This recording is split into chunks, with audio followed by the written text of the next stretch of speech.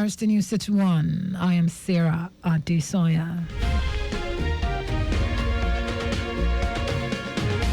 Wife of the Lagos State Governor, Ibija Sanwo-Olu, has encouraged women across the state to adopt urban agricultural practices within their homes to promote food security, improve household nutrition, and support environmental sustainability. Mrs. Sanwo-Olu made this call as part of activities marking the Lagos State Agricultural Development Authority, LSAD's 30th anniversary. Speaking on the importance of home-based agriculture, Mrs. Sanwo-Olu urged women to embrace urban farming, emphasizing that the smallest spaces can be creatively utilized. She further highlighted the importance of using modern techniques such as hydroponics, an innovative soil-less farming method that is ideal for urban areas where space is limited, saying the technique allows people without land to still grow their food efficiently, even in urban apartments. Mrs. Sanwo-Olu emphasized the Lagos State government's commitment to strengthening food systems through the establishment of food hubs and agricultural innovation hubs across the state's 5 divisions, designed to promote agricultural practices, improve access to fresh produce, and build resilience in the food value chain. She also spoke about the Every Home a Garden project, which aims to encourage residents to practice agriculture within their homes using accessible materials and techniques. The project aligns with the Renewed Hope initiative of the wife of the president, Oluremi Tinubu, which seeks to empower women and youth across the country through agricultural development.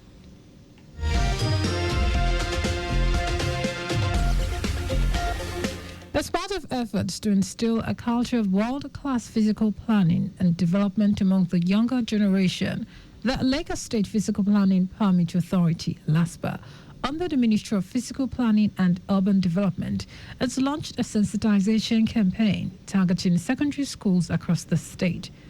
The initiative was officially flagged off by the Commissioner for Physical Planning and Urban Development, Oluyinka Olumide, who led a delegation of senior officials from the ministry and the LASPA to select schools within Ikeja.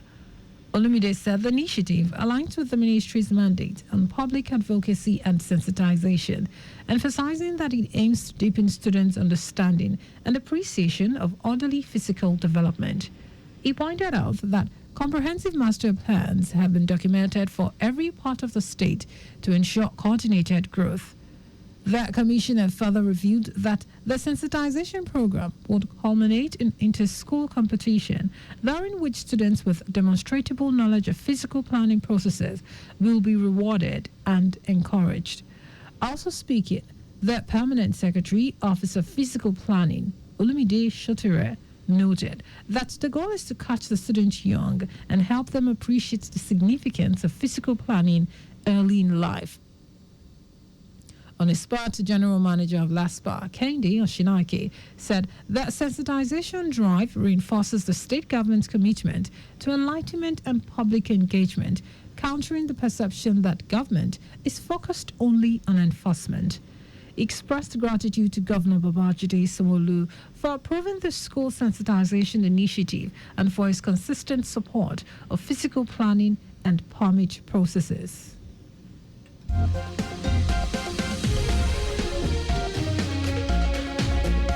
The Lagos State Government, through the Office of the Chief of Staff and the Project Implementation and Monitoring Unit, has organized a high-level 3-day stakeholders retreat themed From Concept to Completion, Best Practices in Project Lifecycle Management at Ekpe.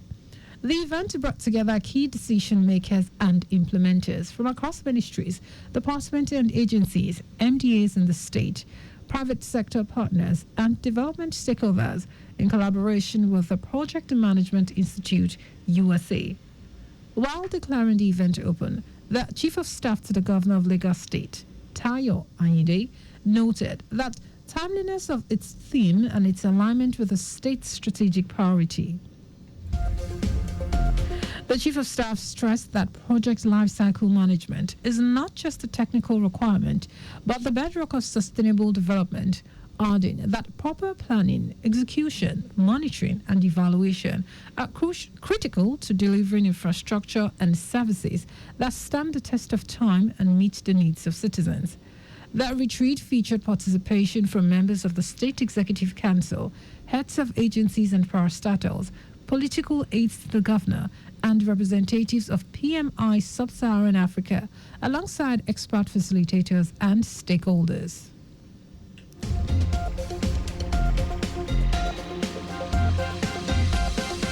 The federal government has invested over 200 billion naira in the agricultural sector as part of its efforts to boost food production and ensure national food security. The Minister of the Federal Ministry of Agriculture and Food Security, Abubakar Kayari, said the intervention was also given out free of charge and 2,150,000 naira to support farmers across the country.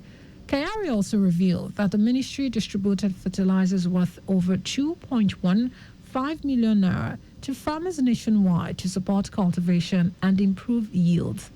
The minister commended the government of the Gambia for seeking a partnership with Nigeria aimed at improving food production and economic growth. He added that the journey towards food sufficiency in Nigeria has not been easy, but noted that significant progress have been made with the support of development partners such as the Food and Agriculture Organization and the World Bank.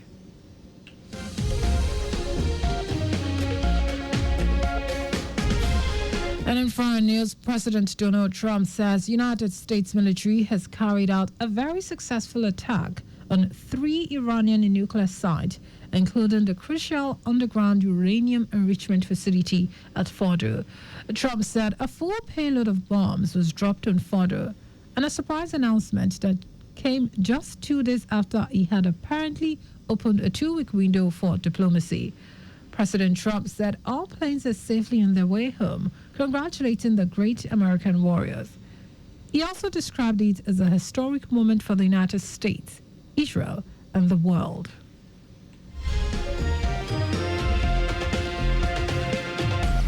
And in sport, the Super Eagles midfielder Wilfred Ndidi, in partnership with the Nathaniel Idowu Foundation, played host to 300 young football talents at the new Makana Stadium at Ajegunle, Lagos, as they continue their holidays at home.